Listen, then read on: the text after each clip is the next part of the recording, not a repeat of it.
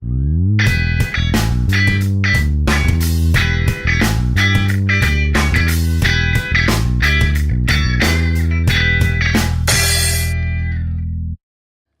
gente, boa tarde. Vamos começar a nossa segunda rodada aí.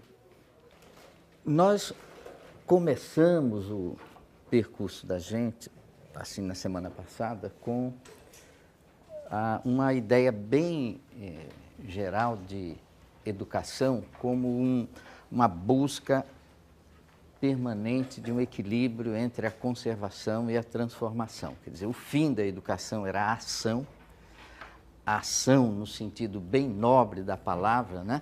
Sentido, por exemplo, que é atribuído pela Hannah Arendt ou pelo Habermas, como a gente comentou, não é? Que é um fazer próprio do ser humano, um fazer consciente, um fazer com a palavra. E aí, essa ideia de um fazer consciente, um fazer com a palavra, levou a gente até a ideia de projeto, né? A ideia de projeto que traduz isso, quer dizer, projetar uma ação é colocar as metas ali na frente e pesar, não é? Assumir a responsabilidade, viver os riscos, vimos que todo projeto envolve risco, não é? É importante esse espaço do risco, não pelo gosto do risco, mas porque se tivesse tudo absolutamente determinado, a gente não teria espaço para agir pessoalmente, espaço para criar como pessoa, não é? Se já estivesse garantido que o projeto vai ocorrer assim ou assado, não é? Garantia, mesmo garantia de sucesso, paralisa, assim, a gente precisa do espaço para fazer do jeito da gente, né? Então, a gente estava conversando sobre essa ideia de projeto assim, a relação direta que existe entre projetos e valores, porque ter projetos é ter metas, não é? Ter, assim, objetivos e um objetivo que depende da ação da gente. Jogar na loteria e ficar dizendo, se eu ganhar eu faço isso, se eu ganhar eu faço aquilo, isso não é projetar, porque isso não depende da ação da gente. Um projeto assim, a antecipação de uma ação, é eu pôr aquilo que eu vou fazer, né, ali adiante, e é a racionalidade, assim, a busca da racionalidade na ação, né? Mas é uma coisa que depende de mim. Tanto é que nós conversamos até bastante aqui sobre o fato de que não se pode ter projeto pelos outros, né? A gente não tem projeto sozinho, não. Tem projeto junto com os outros, um grupo, uma nação pode ter um projeto, né, coletivo, mas uma nação não pode ter projeto por outra nação, né? Individual ou coletivo, o sujeito que projeta é o que realiza, ou então isso não é um projeto. Um pai não pode ter projeto pelo filho, um professor não pode ter projeto pelo aluno, né? Então, essa ideia de projeto, ela se liga diretamente à ideia de valor, porque essas metas, elas são eleitas, escolhidas, né, prefiguradas num cenário de valores. Há o que vale, há o que não vale. Há o que vale mais, há o que vale menos, né? Então, a racionalidade sem valores pode ser uma coisa monstruosa.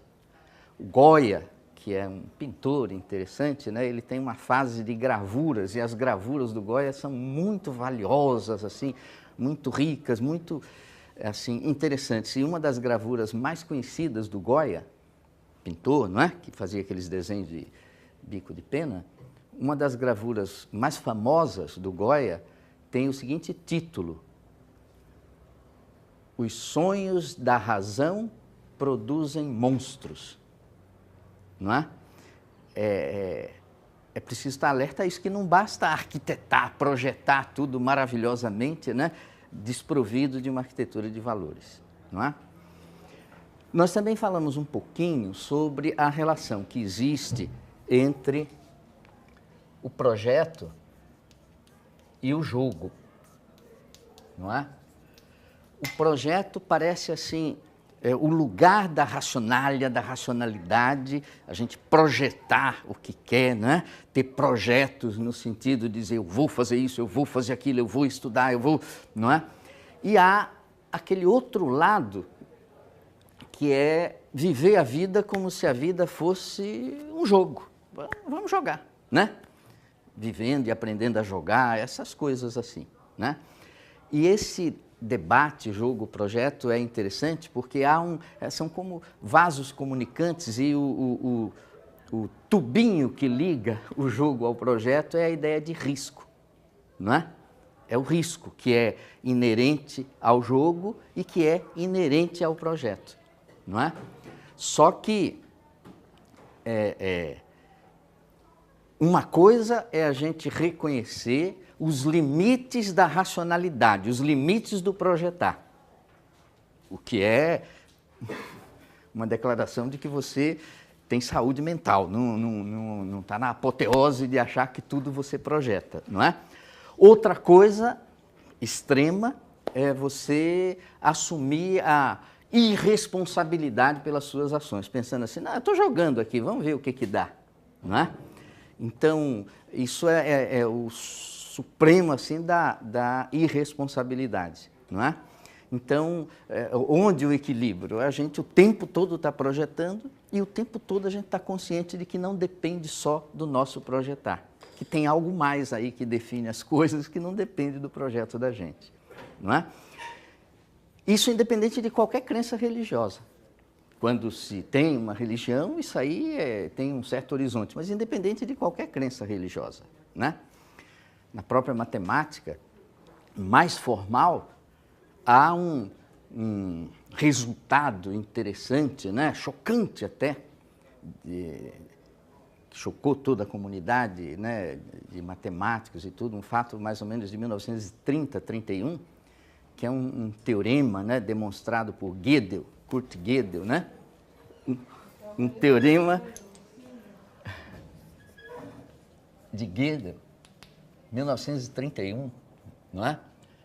E ele tinha 25 anos quando demonstrou isso, que é uma coisa assim forte, uma ideia forte, que é a seguinte, em todo sistema formal, não é um sistema formal, quer dizer, está tudo matematizado, organizado formalmente, tem postulado, né? Teorema, demonstração, sistema formal.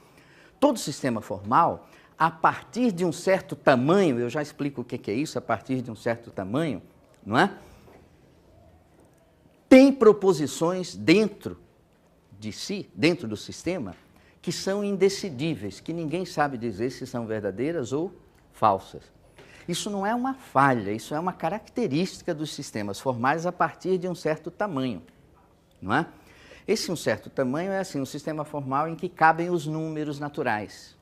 Vamos dizer assim, se eu fizer aqui uma brincadeirinha com meia dúzia de objetos, formalizar uma teoria, aí eu brinco e tudo tem solução. Mas se tiver, por exemplo, tantos objetos quanto são os números naturais, 1, 2, 3, né? N objetos, tantos quantos são os números naturais, já faz água, né? Está tudo certíssimo e há proposições que ninguém sabe decidir se são verdadeiras ou falsas, não é? Proposições indecidíveis. Então, isso no olho da matemática, né? Que dirá nas ações na vida, né? Na vida prática que não é matemática, tá certo? Na ética, né? Na política. Então, a pretensão de que eu projeto tudo e que está tudo racionalizado, determinado, o contraponto dela é a ideia de que eu não projeto nada, né? E aí tudo vai acontecendo, ao Deus dará, né? E aí é que tem um foco de tensão para a gente ver. Mesmo no jogo, hoje o jogo, esporte, futebol, etc., tem muito projeto. Imagina-se quem administra um clube desses não tem muito projeto, né? Mas nada está garantido. Projeta, projeta, projeta e as coisas vão acontecendo, escapando, né? Entre os dedinhos dos projetos, não é? Então, essa ideia de que o projeto tem uma interface interessante com o jogo é uma ideia fecunda, né? Mas hoje o que a gente quer conversar é o que a gente quer fazer essa ligação entre essas ideias de projetos e valores, que são ideias fundadoras, porque a ação consciente é a ação projetada, né? Então, fazer a ligação entre essa ideia e a ideia de cidadania, que se diz com muita tranquilidade que a educação é a educação para a cidadania, né? E daí, como é que a gente liga isso? O que cidadania tem a ver com projeto, né? Ou com valores? A ideia de profissionalismo, quer dizer, é uma coisa a partir do século XIX, mas a universidade do século XIX para cá virou assim um lugar de formação profissional, né? Formação profissional. A universidade do século XII, XIII, XIV, antigas, não tinha nada a ver com profissão. Eram lugares da cultura, né? De preservação da arte, da cultura, do conhecimento num outro sentido, né? Mas, no fim do século XVIII, primeira metade do século XIX, começaram os cursos superiores de formação profissional. Só que o que é isso, um profissional? E o que é essa formação profissional? O que o profissional tem a ver com o cidadão? O que o profissional tem a ver com a pessoa? Não é? Então, esse é o assunto que a gente vai conversar aqui hoje, né? Cidadão, profissional, pessoa. Claro que interessa o que é, mas não dá para a gente deixar de fazer referência aos desvios mais frequentes nessas ideias. O desvio na ideia de cidadania, o desvio na ideia de profissionalismo, os desvios na ideia de pessoa, né? Então, esse é o assunto, está posto aí em cima da mesa. Temos esse tempo dessa primeira parte para conversar sobre isso. Na segunda parte, nós vamos ler e responder as perguntas que vocês trouxeram, né, sobre esse tema, não é? Quer dizer, as perguntas, as dúvidas sobre essas questões. Bom, a cidadania, começando pela ideia de cidadania. A cidadania remete a gente diretamente à cidade, né? Mas aí a gente está pensando na cidade, vamos dizer assim, grega, não na cidade agora, cidade-estado, né? E a palavra cidadania vem de civitatem, que é assim, a cidade, né? O habitante da cidade, não é? E ela vem igualmente da palavra grega, civis é latim, palavra grega polis, que é cidade também, né? Então, na origem, cidadão e político são exatamente a mesma palavra, não é? Cidadão, o habitante da cidade, mas não é qualquer habitante da cidade, é o que, vamos ver, né? É o que participa, tem direitos, deveres, né? É o que está envolvido nos projetos, envolvido nos valores. Não é qualquer habitante. Quer dizer, 60% da população grega era de escravo. Escravo não era cidadão, não é? Existia lá na cidade, mas não era cidadão, tá certo? Quando se fala em cidadania e pensa na Grécia, a porcentagem da população que era cidadão é 6 a 7%. 6 a 7% da população, não é?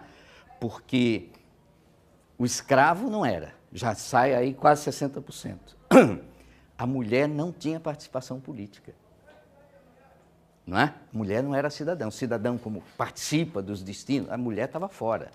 O estrangeiro estava fora. O ostracismo era uma punição, né?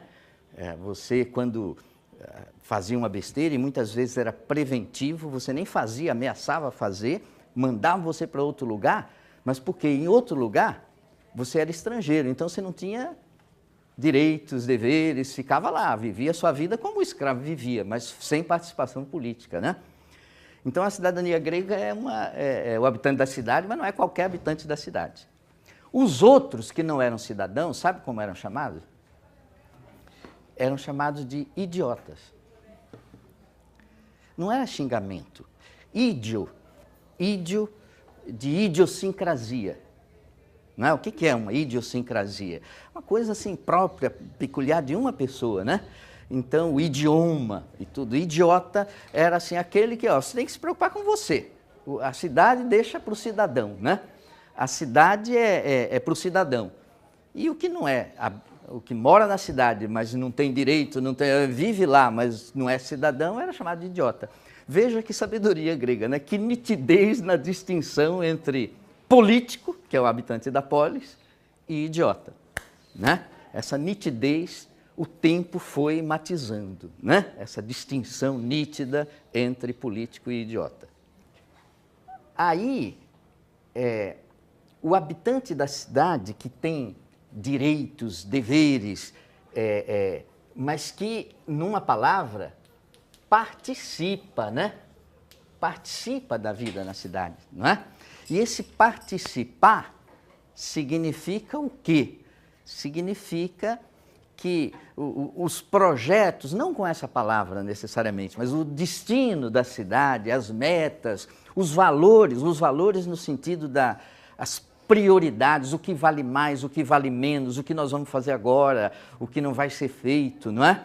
E participar é participar nesse nível, sem esses rótulos, projetos e valores, mas participar dos projetos e dos valores, não é? Então, a cidadania é uma ideia interessante. É claro que hoje a ideia de cidadania não coincide com a ideia de cidadania grega, né? E que houve uma história, uma evolução dessa ideia, não é? Que tem, assim, um ponto bem alto na Revolução Francesa, um pouco antes, uns 100 anos antes, na Revolução Inglesa, não é? A inglesa do século XVII. Mas o que houve na Revolução Inglesa? Foi o rompimento com aquela ideia de que o rei recebia a autoridade diretamente de Deus, divina, né? Não, o que é isso?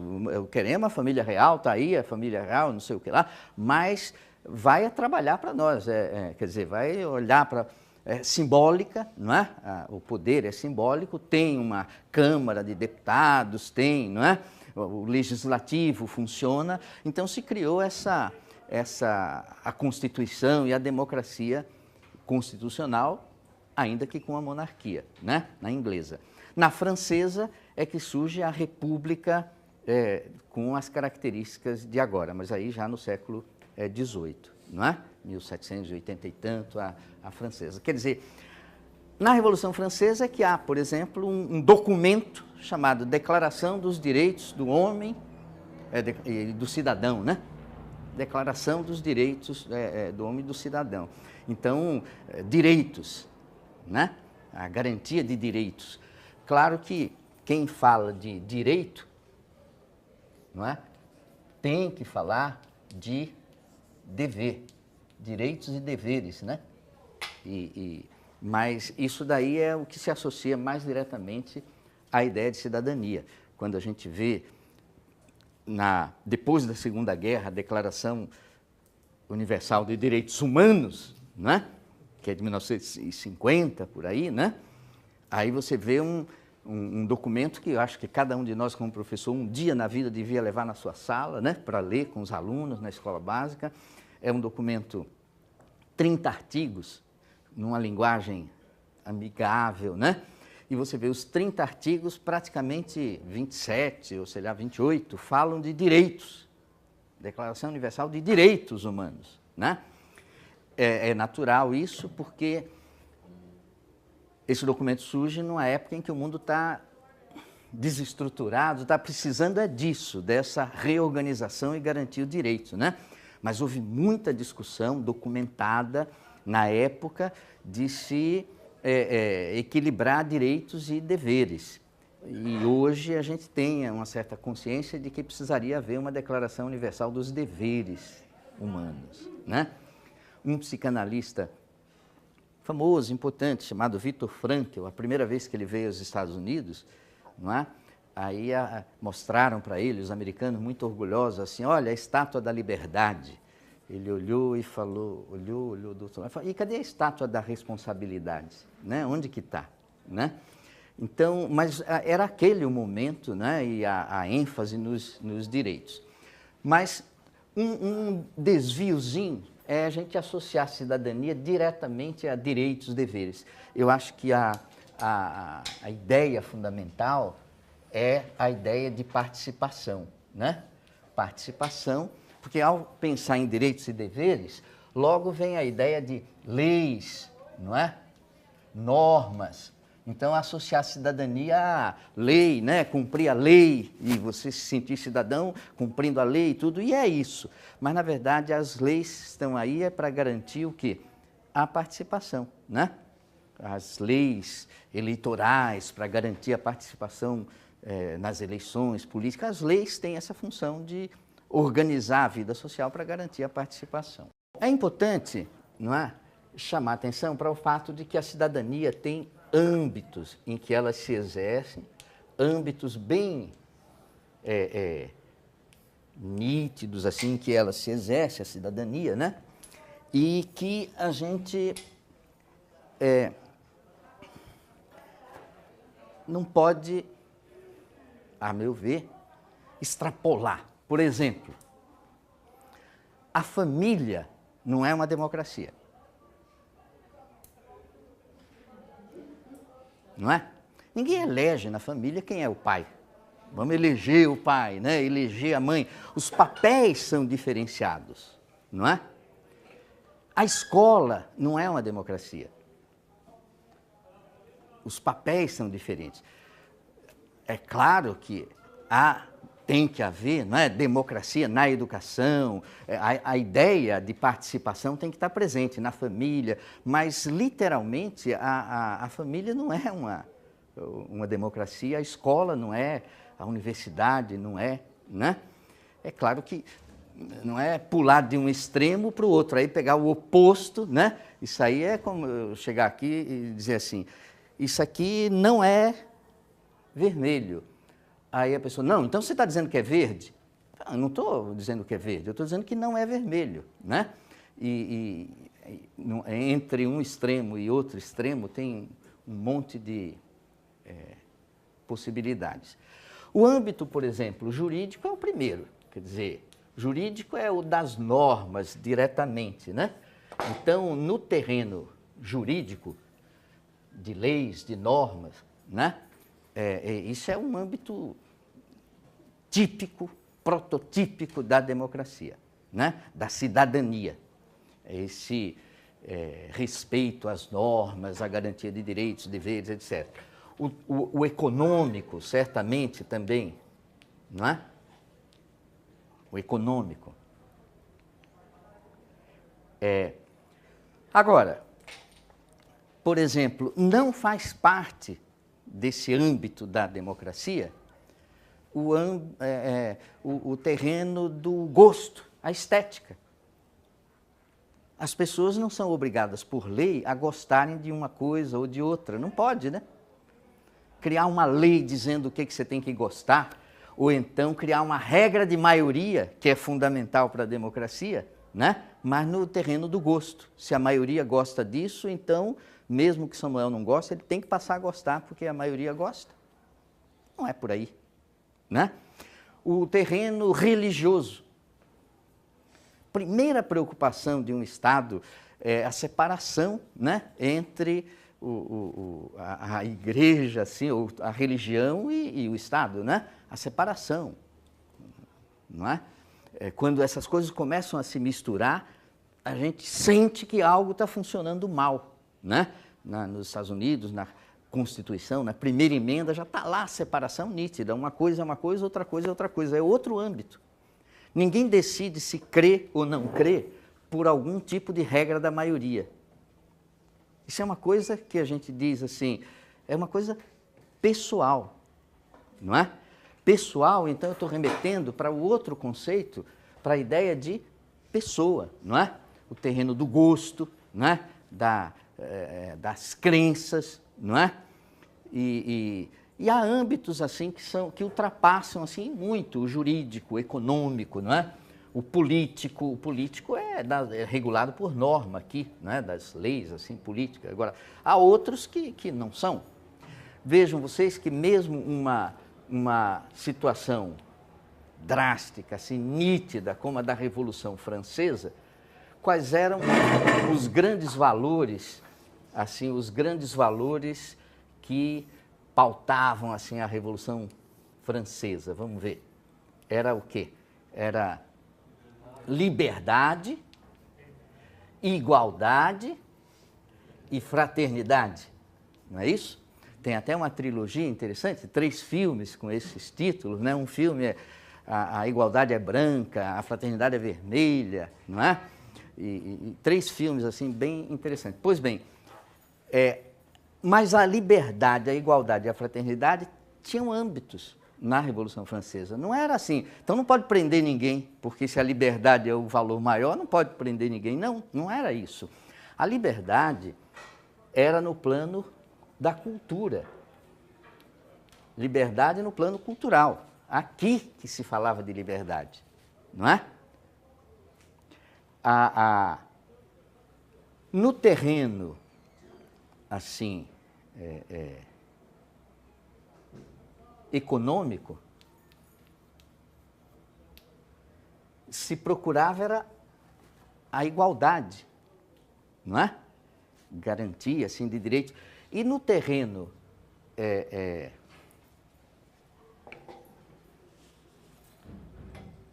vamos ver, no terreno, por exemplo, a igualdade no terreno da cultura é uma coisa torta aí, né?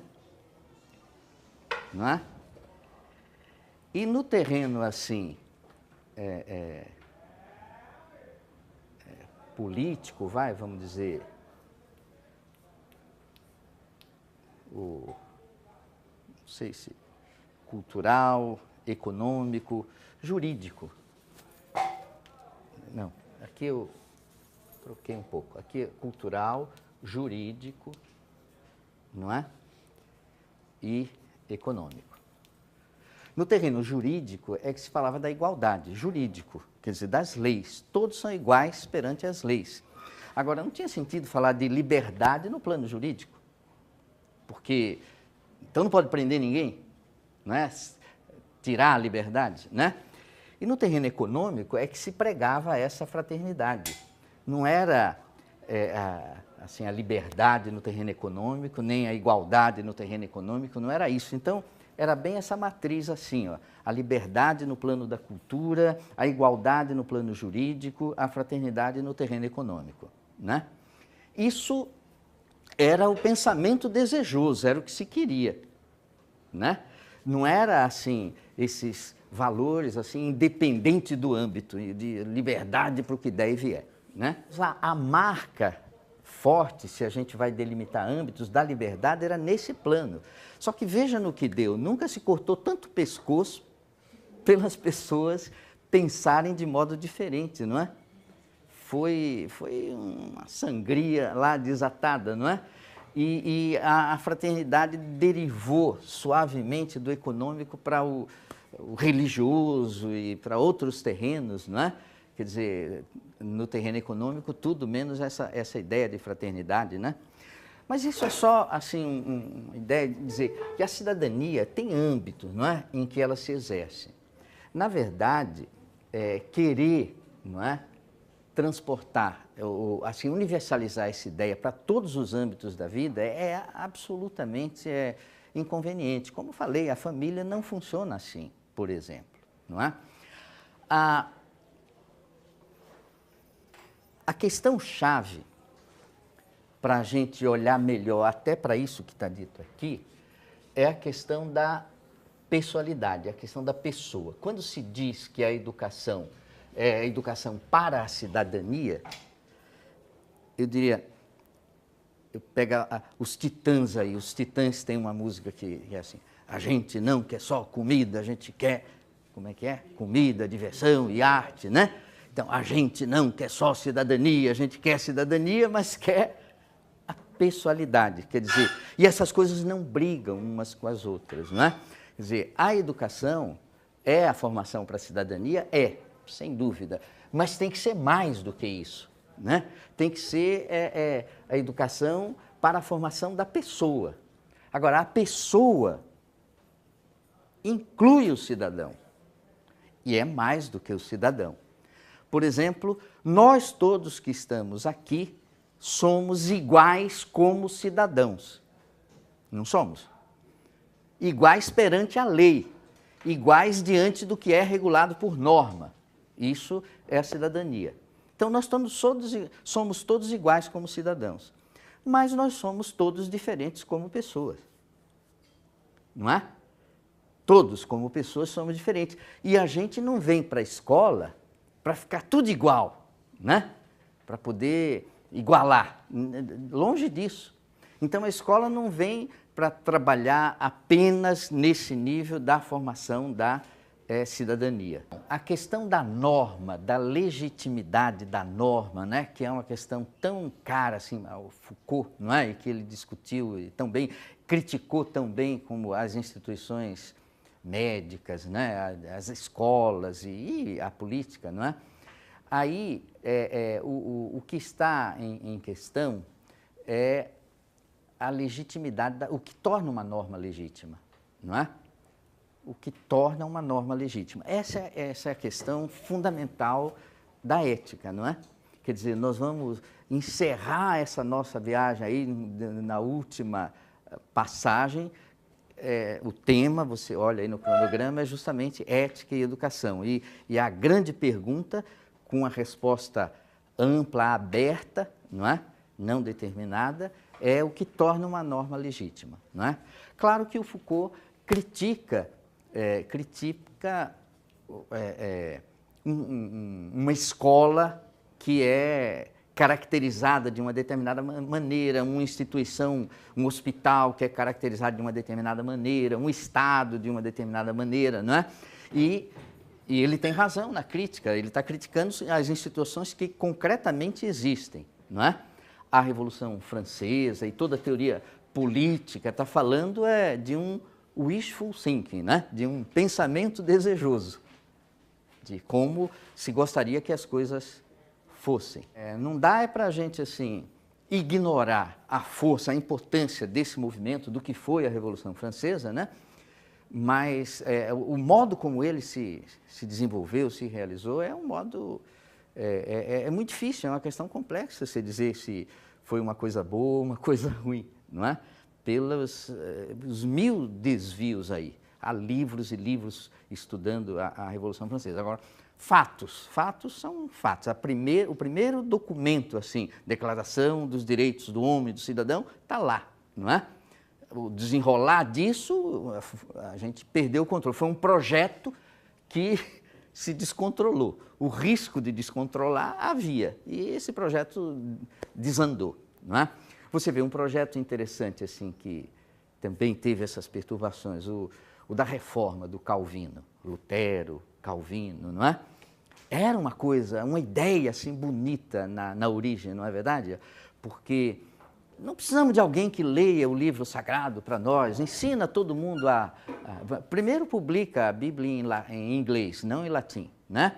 E alfabetiza o povo e deixa que o povo lê, não precisa vir o Papa, o padre, não sei o que, para me dizer o que está escrito. Uma ideia assim interessante, né? De autonomia, de cada um procurar, não é? O que aconteceu é que quando se derruba uma autoridade, ele mirava na autoridade do Papa, a autoridade, não é? Mas quando se mina uma estrutura de poder e mina uma autoridade, a bomba começa a deletar tudo. Os camponeses, então, começaram a se achar, a se sentir, né, o máximo, e ele perdeu absolutamente o controle. O Lutero, o Calvino, a história mostra que a coisa, quer dizer, desandou completamente, não é? Era um projeto bonito, como o da Revolução Francesa, não é? Em termos de ideais, assim, né? E que teve outros, enfim, o risco de dar assim ou dar assado, deu assado, não é? Então, você tem razão, quer dizer, em cada época, em cada período, há interesses fortes que são dominantes, não é?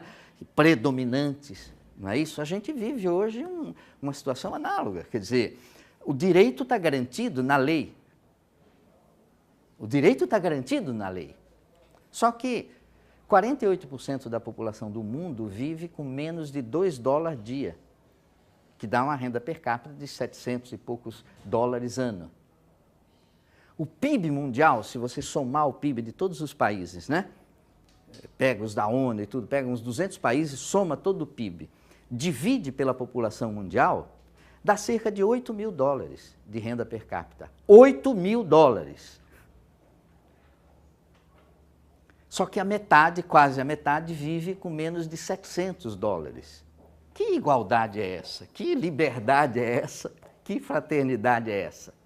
Hoje, não é? Então, a questão é difícil, né? Agora, ter ilusões, como a gente conversou na última aula, ter ilusões é absolutamente fundamental. Ter ilusões no melhor sentido, de querer jogar o jogo, saber que há o risco, mas querer jogar o jogo, né? E aqui para nós, ó, a desilusão, não acreditar mais. Não acreditar que nada dá certo, não, é sempre assim, quem está aí, o maioral, quem tem mais é quem manda e não sei o que, não tem o que fazer. A desilusão é luxo de minoria, não é generalizável absolutamente. Não satisfaz o primeiro critério kantiano para se fundar uma ética, que é a possibilidade de generalizar. A primeira ideia do Kant para fundar uma ética, né, isso vamos ver mais adiante, mas é o princípio de universalização. Uma norma é legítima se, supondo que todo mundo decida fazer isso, não tem nada a reclamar, está certo. Né? É garantido para mim, é garantido para todos. A desilusão nunca vai poder ser uma norma, não é? Porque seria o fim. Não é isso? Então é sempre um luxo, e um luxo de quem se satisfaz com a posição de franco atirador. Atira, tudo está errado, xinga tudo e não acredita em nada, né? Mas, no essencial, você tem razão. Agora, veja, a ideia de pessoa, que inclui a de cidadania, nós vamos ver agora, né? É que é assim, ó, a ideia de pessoa inclui a ideia de cidadão e, portanto, quando se diz que a educação é formar para a cidadania, está tudo bem, é para formar o núcleo da pessoa. E esse núcleo da pessoa, que é o núcleo da igualdade, da lei, da norma, né, é que garante a possibilidade de a gente viver a diferença. Aqui é a igualdade, aqui a diferença. O que marca a pessoalidade é a diferença, não é? Mas só pode viver as suas diferenças pessoais quem respeita as normas, que significa respeitar os direitos dos outros, não é? Então a ideia de pessoa quer dizer, eu acho mais assim visceralmente ligada com a ideia de educação, né? Nesse sentido mais amplo, de incluir a formação para a cidadania. Bom, se a palavra cidadania vem de cidade, a palavra pessoa, não é? Ela vem de persona, não é? Persona, que já é uma composição, persona é uma palavra, né? Mas que já é uma composição de duas, do personare, né? E o que é persona? E o que é personare? Persona era a máscara que os atores usavam no teatro, não é? O ator ia para o teatro e punha uma máscara, em geral até um pau assim na mão, né? Um haste aqui na mão, a máscara, e ele representava. É daí que vem personagem, não é isso? Mas a própria palavra persona já vem de personare, porque é assim, é soar através de, o personare, ele falava através da máscara, não é? Então, uma pessoa é um feixe de papéis. A gente se constitui como pessoa representando papéis. Você já nasce representando um papel. Você é filho de alguém, não é? É filho de fulano, né? Lá no Nordeste, então, né? É filho disso. Daqui a pouco você está representando papéis em outros âmbitos, né? Se vive um pouco mais, daqui a pouco está representando o papel de pai, né? É aluno, é professor, não é? É candidato, é eleitor, papéis. E quando a gente quer apresentar uma pessoa, o que a gente faz quando vai apresentar uma pessoa? A gente cruza papéis, fala de um feixe de papéis que ela representa. Olha, isso aqui é fulano de tal, professor, trabalha não sei aonde, né? Escreveu isso, né? É casado, tem 35 filhos, não sei o que lá. Você enfecha uma série de coisas que você acha importantes para caracterizar aquela pessoa. E esse feixe de papéis é que é a característica que marca uma pessoa, não é? Mas aí é que a coisa fica interessante, porque, vejam, há papéis que a gente representa em terrenos regulados por normas, por leis, não é? Esses papéis que a gente representa em âmbitos regulados por normas, por leis, aí pessoa e cidadão é a mesma coisa, né? Tá certo? Nesses âmbitos que são regulados por norma, você falar pessoa ou falar cidadão, dá no mesmo. Agora, há âmbitos que não são regulados por norma, há âmbitos que são próprios da pessoa, religioso, né? Estético, do gosto, não é? Tem gente que torce por time ruim, pô. Tem gente que torce pelo Corinthians, pô, né? Não, é um direito da pessoa, inalienável. Você não pode chegar para uma pessoa que torce pelo Corinthians e dizer, pô, meu, torce para um time melhor, não sei o quê. Isso é agressão, isso é violência, né? É um direito dela, né? Gostar de um quadro, eu aprecio um quadro, o outro olha para o quadro e diz, eu não gosto nada disso, esse quadro é uma porcaria, né? São diferenças pessoais, não é isso? E a gente encara isso numa boa, você diz, pô, meu, isso é pessoal, não é? Há um terreno assim um pouquinho delicado, que é o próprio terreno da ética, que eu acho que também é pessoal, não é? Sabe por quê? Se não houvesse a pessoalidade nesse terreno da ética, bastava a gente ter Código Civil, Código Penal, Constituição, ter as leis todas que já estava tudo resolvido, já está tudo escrito aí, o que pode e o que não pode, né? Ali está escrito, mas agir de acordo com isso é uma decisão livre da pessoa, agir ou não de acordo com aquilo, não é? E essa pessoalidade é que torna a questão ética tão mais complexa, porque senão, para julgar e tudo, bastaria colocar os códigos todos num computador, né? Uma grande memória, todas as leis lá, a própria pessoa chegava, digitava, eu fiz isso, pum, aí vinha, né? A pena, ou não foi nada não, vai em frente, não sei o quê, não dá, isso são coisas que envolvem julgamentos, coisas assim pessoais, né? Mesmo no terreno da ética.